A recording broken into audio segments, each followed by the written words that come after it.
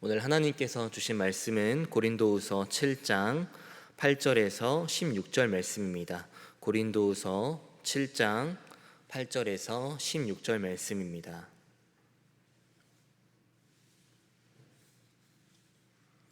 제가 봉독하겠습니다. 그러므로 내가 편지로 너희를 근심하게 한 것을 후회하였으나 지금은 후회하지 아니함은 그 편지가 너희로 잠시만 근심하게 한 줄을 알미라. 내가 지금 기뻐함은 너희로 근심하게 한 까닭이 아니요 도리어 너희가 근심함으로 회개함에 이른 까닭이라. 너희가 하나님의 뜻대로 근심하게 된 것은 우리에게서 아무 해도 받지 않게 하려 함이라. 하나님의 뜻대로 하는 근심은 후회할 것이 없는 구원에 이르게 하는 회개를 이루는 것이요 세상 근심은 사망을 이루는 것이니라. 보라, 하나님의 뜻대로 하게 된 이 근심이 너희로 얼마나 간절하게 하며 얼마나 변증하게 하며 얼마나 분하게 하며 얼마나 두렵게 하며 얼마나 사모하게 하며 얼마나 열심 있게 하며 얼마나 벌하게 하였는가. 너희가 그 일에 대하여 일체 너희 자신의 깨끗함을 나타내었느니라. 그런즉 내가 너희에게 쓴 것은 그 불의를 행한 자를 위한 것도 아니요 그 불의를 당한 자를 위한 것도 아니요 오직 우리를 위한 너희의 간절함이 하나님 앞에서 너희에게 나타나게 하려 함이로라. 이로 말미암아 우리가 위로를 받았고 우리가 받은 위로 위에 디도의 기쁨으로 우리가 더욱 많이 기뻐함은 그의 마음이 너희 무리로 말미암아 안심함을 얻었음이라. 내가 그에게 너희를 위하여 자랑한 것이 있더라도 부끄럽지 아니하니 우리가 너희에게 이른 말이 다 참된 것 같이 디도 앞에서 우리가 자랑한 것도 참되게 되었도다. 그가 너희 모든 사람들이 두려움과 떨므로 자기를 영접하여 순종한 것을 생각하고 너희를 향하여 그의 심정이 더욱 깊었으니 내가 범사에 너희를 신뢰하게 된 것을 기뻐하노라. 아멘. 오늘도 하나님께서 허락하신 좋은 날씨 속에서 주님의 거룩한 성전 앞으로 나오신 성도님들을 환영하고 축복합니다. 이 새벽에 찬양과 말씀과 기도를 통해 하나님께서 저희들에게 주신 마음이 무엇인지 발견하고 그 마음으로 오늘 하루를 힘차게 시작한다면 하나님께서 보시기에 기뻐하실 것이고 오늘 하루 동안에도 저희들과 함께 하실 줄 믿습니다. 언제나 하나님의 인도하심에 따라 하루하루를 살아가시는 저와 여러분이 되시기를 소망합니다. 만약 지나가는 사람들을 붙잡고 혹시 근심이라는 것을 경험해 보지 않은 적이 있으십니까? 라고 질문한다면 사람들은 뭐라고 답변할까요? 아마도 근심을 경험해 보지 않은 사람들은 거의 없을 것입니다. 다시 말하면 이 땅에서 살아가는 저희들의 삶 속에 이 근심이라는 것을 안고 살 수밖에 없다는 거죠. 근심이라는 뜻은 사전적인 의미로 해결되지 않은 일 때문에 속을 태우거나 우울해함이라는 뜻을 갖고 있습니다. 이 단어만 들어도 벌써부터 마음이 무겁고 그 의미까지 듣게 되니까 심란해지죠. 저희들은 마음이 무거워지고 심란해지는 근심 덩어리로부터 자유로워지고 싶고 우리의 삶 속에서 근심이라는 것 자체가 없었으면 하는 소망이 있습니다. 왜일까요? 근심을 갖고 있어봤자 좋을 게 없기 때문입니다. 한마디로 불필요하다는 거죠. 그런데 오늘 본문에서 사도 바울은 이 근심이라는 것이 무조건 나쁜 것만이 아니고 좋은 근심도 있다고 하면서 이 불필요한 근심과 필요한 근심을 구분해서 설명하고 있습니다. 사도 바울이 말하고 있는 그 필요한 근심이 무엇인지 살펴보고 저희들의 삶을 점검하며 나가는 시간이 되시기를 소망합니다. 고린도서를 살펴볼 때마다 느끼셨겠지만 사도 바울이 고린도 교회 성도들을 진심으로 사랑하고 있다는 것을 발견할 수 있습니다. 고린도 교회에서 사역할 때 최선을 다해 성도들을 섬겼고요, 누구로부터 더러운 이익을 취한 적도 없고 아무에게도 악을 행한 적이 없었어요. 사도 바울은 고린도 교회 성도들과 함께 동고동락하며 함께 죽고 함께 살기를 사모할 정도로 그들을 사랑했습니다. 비록 고린도 교회의 여러 문제가 이 바울의 가슴을 아프게 했고 불신하고 대적하는 사람들도 있었지만 여전히 고린도 교회는 바울에게 있어서 큰 기쁨이었고 자랑이었습니다. 사도 바울은 자신의 모든 환난 가운데서도 고린도 교회가 자신에게는 위로가 되었고 기쁨이 되었다고 고백하고 있습니다. 비록 자신은 여러 가지 환난을 겪고 있지만 자신의 사역을 통해 예수 그리스도를 믿게 된 고린도 교회의 성도들을 생각하면 이 마음 속에서부터 기쁨과 위로가 샘솟았던 것이죠. 고린도전서 2장을 보면 사도 바울은 이 고린도 교회를 걱정하는 마음을 갖고 눈물로 쓴 한 통의 편지를 써서 디도를 통해 고린도 교회에 전달했습니다. 그런데 그 편지의 내용을 보니까요, 책망하는 내용이었어요. 고린도 교회 성도들을 걱정하고 사랑하는 마음을 담은 편지였지만 그 내용이 책망하는 내용이었고 너무 엄했다는 겁니다. 그래서 오늘 본문 8절 상반절에 보면 사도 바울이 내가 편지로 너희를 근심하게 한 것을 후회한다 라고 고백하고 있어요. 그렇지 않아도 고린도 교회와의 관계가 좋지 않은데 편지 속에 책망하고 엄한 내용만 있으면 이 사랑하는 고린도 교회와의 관계가 더 안 좋아질까봐, 그들에게 근심거리가 될까봐 후회하고 있다는 겁니다. 사도 바울의 입장에서는 고린도 교회를 어떻게 해서든 바로 세우려고 했지만 오히려 자신이 쓴 편지 내용이 이 고린도 교회 성도들을 넘어뜨리고 자신의 편지가 걸림돌이 되진 않을까 걱정하고 있었던 거죠. 이렇게 후회하고 걱정하고 있었던 사도 바울에게 드디어 디도가 돌아오게 됩니다. 사도 바울의 입장에서는 혹시나 고린도 교회 성도들이 그 편지를 보고 나를 싫어하면 어떻게 할까, 편지의 내용을 잘못 받아들이면 어떻게 할까라고 생각하면서 얼마나 조마조마했겠습니까? 그런데 정말 감사하게도 사도 바울은 디도를 통해 기쁜 소식을 듣게 됩니다. 오늘 본문 8절 하반절부터 9절 말씀을 보시기 바랍니다. 지금은 후회하지 아니함은 그 편지가 너희로 잠시만 근심하게 한 줄을 알미라. 내가 지금 기뻐함은 너희로 근심하게 한 까닭이 아니요 도리어 너희가 근심함으로 회개함에 이른 까닭이라. 너희가 하나님의 뜻대로 근심하게 된 것은 우리에게서 아무 해도 받지 않게 하려 함이라. 고린도 교회 성도들은 거짓 교사들과 사도 바울을 대적하는 자들로 인해서 바울의 사도직에 대해 의심을 했었고 참된 복음을 들으려고 하지 않았습니다. 그리고 사도 바울을 오해하고 비난하기까지 했죠. 그런데 디도가 들고 온 소식은 전혀 다른 소식이었습니다. 후회하고 걱정했던 사도 바울의 모습은 온데간데 없어졌어요. 사도 바울이 지금 뭐라고 고백하고 있습니까? 지금 너희 소식을 듣고 내가 기뻐한다 라고 고백하고 있어요. 고린도 교회와의 관계가 해소되었고 좋아졌음을 알 수 있는 겁니다. 그렇다면 사도 바울은 디도를 통해 어떤 소식을 듣게 되었길래 그렇게 기뻐한다고 고백하고 있는 걸까요? 두 가지로 살펴볼 수 있는데요. 먼저 7절 말씀을 세번역 성경으로 읽어드리겠습니다. 여러분이 나를 그리워하고 내게 잘못한 일을 뉘우치고 또 나를 열렬히 변호한다는 소식을 그가 전해줄 때에 나는 더욱더 기뻐하였습니다. 사도 바울은 자신을 좋지 않게 생각했던 고린도 교회 성도들이 자신을 그리워하고 보고 싶어 한다는 소식을 듣고 기뻐했습니다. 그리고 두 번째는 9절 말씀을 보시기 바랍니다. 내가 지금 기뻐함은 너희로 근심하게 한 까닭이 아니요 도리어 너희가 근심함으로 회개함에 이른 까닭이라. 너희가 하나님의 뜻대로 근심하게 된 것은 우리에게서 아무 해도 받지 않게 하려 함이라. 이전에 디도를 통해 보냈던 눈물의 편지를 보고 고린도 교회 성도들이 그동안 저질렀던 죄를 깨닫고 회개했다는 거예요.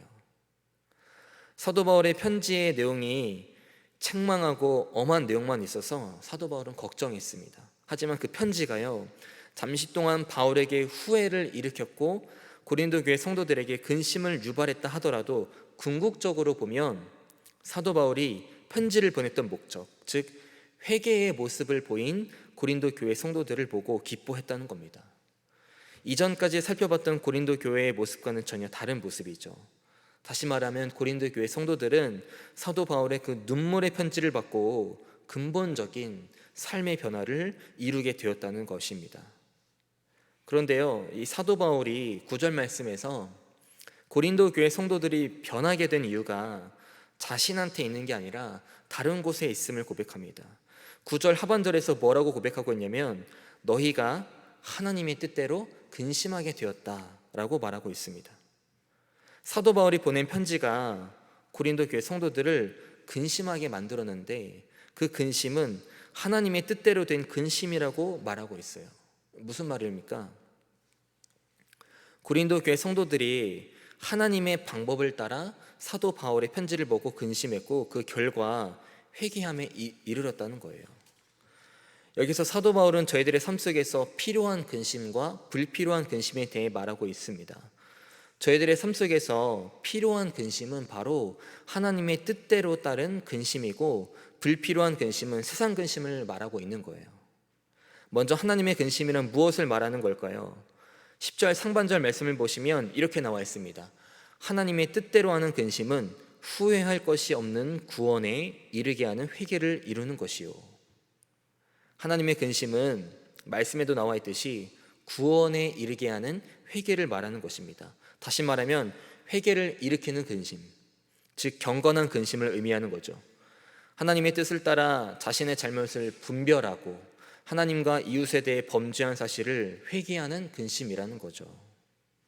사도 바울은 이러한 근심이야말로 저희들의 삶 속에서 꼭 필요한 부분이라고 말하고 있어요. 어떻게 하면 하나님의 뜻대로 살아갈 수 있을까? 어떻게 하면 나에게 주신 그 사명을 감사함으로 감당할 수 있을까? 어떻게 하면 죄의 유혹으로부터 승리할 수 있을까? 이러한 하나님의 근심은 나 자신의 연약함과 부족함을 알게 되고 하나님을 의지하게 되는 힘이 있습니다. 나의 연약하고 부족한 모습 때문에 회개하는 힘이 있다는 거예요. 고린도 교회 성도들의 모습을 한번 보세요. 하나님의 뜻에 따른 근심이 생기니까 그동안 자신들의 잘못된 행동에 대해서 해명하는 것이 아니라 올바른 복음을 전했던 사도 바울을 그리워하고 있고요, 오해와 불신의 관계를 청산하고 싶어하는 모습을 보여주고 있습니다. 그리고 죄에 대해 뉘우치고 용서를 구하는 모습과 지난날에 보였던 자신들의 잘못된 모습을 보면서 이 영적인 분노를 느끼고 있어요. 이러한 근심은 저희들의 삶 속에 꼭 필요한 것이며 시간을 되돌아봐도 우리 삶에 후회할 것이 없도록 만들어준다는 거죠. 이처럼 사도 바울은 우리가 하나님의 뜻대로 하는 근심을 하게 되었을 때 분명한 유익이 있다고 말합니다. 11절 말씀 보시기 바랍니다.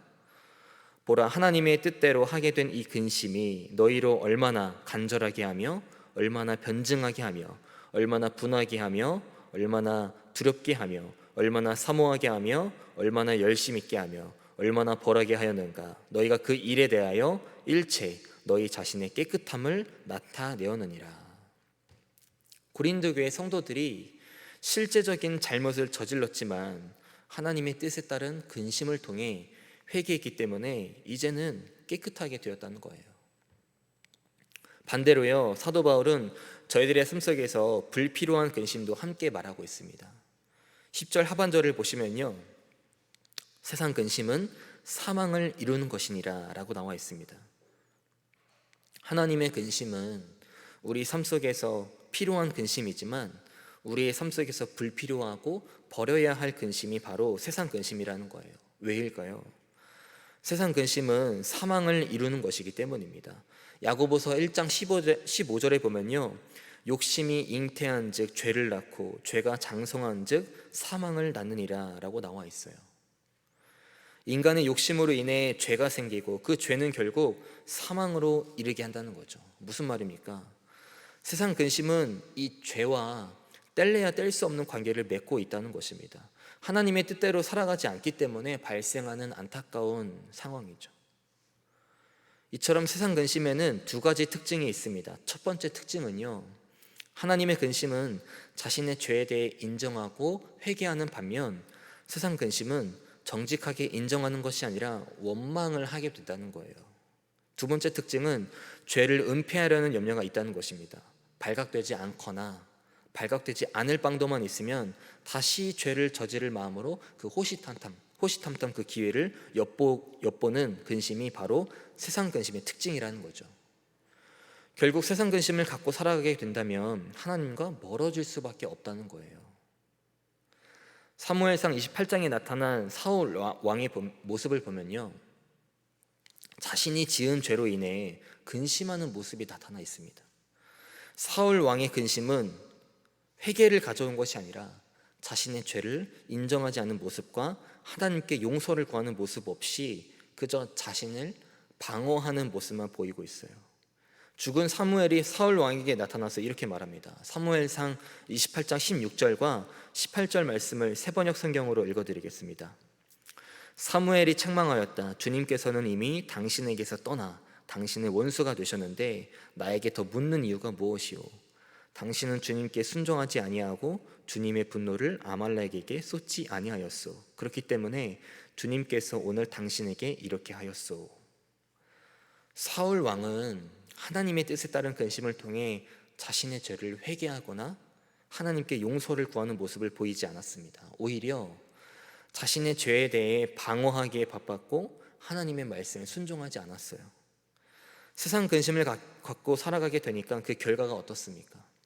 하나님께서 사울 왕을 떠났다고 말하고 있어요. 그렇기 때문에 세상 근심은 나를 넘어지게 하는 근심이고요, 하나님과의 관계를 멀어지게 하는 근심이라는 겁니다. 세상 근심으로 인해 하나님과의 관계가 멀어지면 악한 세력에게만 즐거움을 주게 된다는 거죠. 사람이라면 누구나 여러 가지 문제들로부터 오는 근심을 갖고 살아갑니다. 미래에 대한 불안감, 먹고 사는 문제 등 이런 문제들을 우리의 삶 속에서 마주치지 않을 수 없기 때문에 이러한 근심을 갖고 살아가는 것이 자연스러워 보이죠. 하지만 저희들의 삶 속에서 꼭 필요한 근심은 세상 근심이 아니라 바로 하나님의 뜻에 따른 근심입니다. 히브리서 11장 6절 말씀에 이렇게 나와 있습니다. 믿음이 없이는 하나님을 기쁘시게 하지 못하나니 하나님께 나아가는 자는 반드시 그가 계신 것과 또한 그가 자기를 찾는 자들에게 상 주시는 이심을 믿어야 할지니라. 저희들의 삶 속에서 세상 근심을 갖고 있다면 이 히브리서 말씀처럼 하나님께서 살아계심과 하나님 자신을 찾는 자들에게는 상 주시는 분임을 믿고 기도하면서 모든 세상 근심을 물리쳐야 합니다. 그래서 하나님의 뜻대로 살아갈 수 있어야 하고 하나님의 근심을 통해 날마다 죄사함의 은혜를 누릴 수 있어야 돼요. 저도 말씀을 준비하면서 스스로에게 질문을 던져봤습니다. 내가 갖고 있는 근심은 어떤 근심일까? 제가 이 질문을 던진 이유가 있어요. 지금 영유아 여치부부터 유초등부가 성경학교 진행 중이고 이제 중고등부 수련회가 8월 달에 진행이 되는데 오랜만에 현장 중심으로 이 여름 행사를 준비하다 보니까 자연스럽게 이 세상 근심을 갖게 되더라고요. 많이 안 오면 어떻게 할까? 혹시나 사고 나면 어떻게 할까? 이 어떻게 보면 당연히 할 수 있는 고민과 근심이라고 생각할 수 있습니다. 하지만 제 자신을 보면요, 그런 근심을 갖고 있으면서 불안해하고 있었고 두려워하고 있었습니다. 불안함과 두려움은 결국 낙심과 절망에 이르게 된다는 것을 알고 있었기 때문에 하나님의 뜻대로 더 무릎 꿇고 엎드려서 순종하면 됐었는데, 저는 하나님의 근심을 통해 이번 여름 행사 속에 하나님의 뜻과 계획은 무엇일까? 라고 하나님께 초점을 맞춘 근심이 아니라 제 자신의 인간적인 근심에 초점을 맞추고 있었다는 겁니다. 사랑하는 여러분, 저희들의 삶 속에서 세상 근심은 기도로 물리치고 하나님의 뜻에 따른 근심을 갖고 살아가야 합니다. 저희들의 삶을 통해 하나님의 뜻이 이루어지는 것, 그것보다 더 복된 삶은 없을 것입니다. 사도 바울이 권면한 것처럼 하나님의 뜻에 따른 근심을 통해 언제나 구원에 이르는 삶을 살아가시길 바랍니다. 그리고 저희들의 삶을 통해 하나님의 일하심을 경험하여서 언제나 은혜를 경험하시길 바랍니다. 그 삶이 저희들을 하나님 앞에서 더욱 거룩하게 할 것이고 마지막 때에 우리의 모습을 되돌아봐도 결코 후회 없는 삶을 만들어 줄 것입니다. 이 사실을 기억하셔서 마음속에 있는 세상 근심을 내려놓고 언제나 선한 근심을 통해 하나님과의 교제가 넘쳐나는 저와 여러분이 되시기를 주님의 이름으로 축복합니다. 기도하겠습니다. 하나님, 오늘 고린도후서에 나타난 사도 바울의 권면을 통해 우리의 삶 속에서 필요한 근심은 무엇이고 불필요한 근심이 무엇인지 살펴봤습니다. 때로는 세상으로부터 마주하는 근심으로 우리의 삶이 불안감과 두려움에 사로잡힐 때가 있습니다. 그러나 마음의 근심은 심령을 상하게 하고 심령의 근심은 뼈를 마르게 한다고 하셨으니 저희들의 삶 속에서 기도로 세상 근심을 버리고 하나님의 뜻에 따른 근심을 통해 언제나 구원의 기쁨을 경험할 수 있도록 인도하여 주시옵소서. 죄사함의 은혜와 하나님과의 깊은 친밀함을 통해 언제나 영적 교제가 끊이지 않도록 함께하여 주시옵소서. 어려운 상황을 마주하더라도 하나님의 뜻을 끝까지 붙들고 살아감으로써 하나님의 거룩하심을 닮아가고 주님의 놀라운 은혜 안에서 날마다 승리하는 삶을 살아갈 수 있도록 역사하여 주시옵소서. 이 시간 수표교회를 위해 기도합니다. 이 땅 위에 우리 교회를 세워주신 이유와 뜻이 있을 줄 압니다. 어렵고 힘든 세상 속에서 우리 수표교회를 통해 하나님께서 하시고자 하는 일이 무엇인지 하나님의 마음을 구할 수 있도록 붙잡아 주시고, 세상에 빛이 되는 선교적인 교회로 나아가 하나님 나라를 확립해 가는 데에 도구로 사용될 수 있도록 인도하여 주시옵소서. 또한 예수님을 모르고 살아가는 이웃들을 위해, 하나님의 사랑 없이 살아가는 이웃들을 위해 우리 수표교회가 그들에게 희망을 전하고 하나님의 사랑을 전하는 데에 쓰임받을 수 있도록 함께하여 주시옵소서. 특별히 휴가 중에 계신 김진웅 담임 목사님을 위해 기도합니다. 모든 일정 가운데 하나님께서 동행해 주셔서 안전을 지켜주시고 아프지 않도록 건강을 보호하여 주시옵소서. 또한 쉼과 회복을 통해 하나님의 은혜를 경험하실 수 있도록 인도하여 주시고, 돌아오시는 그날까지 하나님의 계획 안에서 모든 일정을 소화하고 오실 수 있도록 붙잡아 주시옵소서. 자비로우신 하나님, 다음 세대를 위해 기도합니다. 현재 영유아유치부와 유초등부 여름성경학교가 진행 중에 있습니다. 돌아오는 토요일과 주일에 다시 시작될 텐데 준비하는 손길 가운데 지혜와 능력을 더하여 주셔서 한마음 한뜻으로 성경학교를 진행할 수 있도록 인도하여 주시고, 성경학교 기간 동안 악한 세력이 틈타지 않도록 보호하여 주시옵소서. 이번 성경학교를 통하여 우리 다음 세대가 하나님의 사랑을 충분히 경험하고 예배를 사모하는 마음이 새겨져 예수 그리스도의 거룩한 제자로 성장할 수 있도록 함께하여 주시옵소서. 우리 교회 안나선교회, 모세선교회 등 귀한 신앙의 선배되는 성도님들이 있습니다. 몸과 마음이 약해진 이때지만 속사람은 날로 강건해질 줄 믿습니다.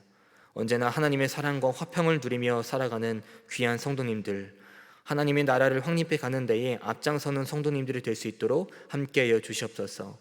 또한 참으로 어렵고 힘든 시기에 신앙의 선배님들의 모습을 본받아 저희들도 하나님께 쓰임받는 일꾼으로 나아갈 수 있도록 인도하여 주시옵소서.